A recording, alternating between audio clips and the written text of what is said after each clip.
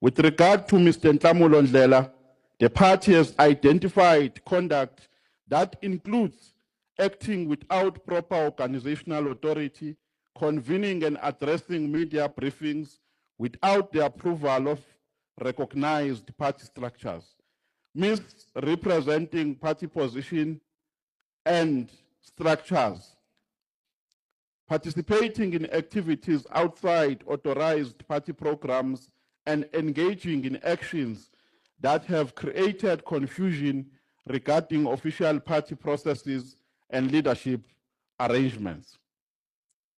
The party further notes with serious concern that the conduct of both members following the passing of an MK member of parliament, may his soul rest in peace, Honorable Muzi Jingila, Mr. Duzile Zuma Sambudla and Mr. Nhlamulo Ndlela participated in an activity that resulted in the transfer of an ailing Mr. Njingila to another health facility without the knowledge of the family.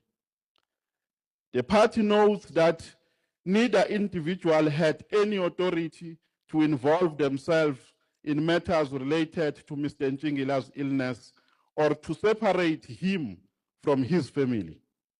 The party also notes concerns regarding the removal of Mr. Njingila's personal belongings from his parliamentary residence without the knowledge of his family.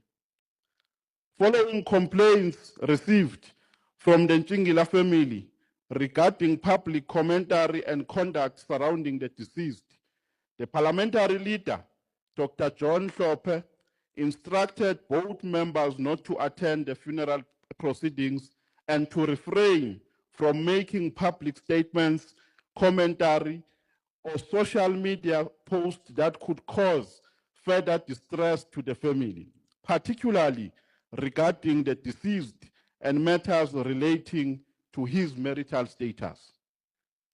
As the party, we extend our deepest apologies to the Njingila family for any distress caused during this difficult period.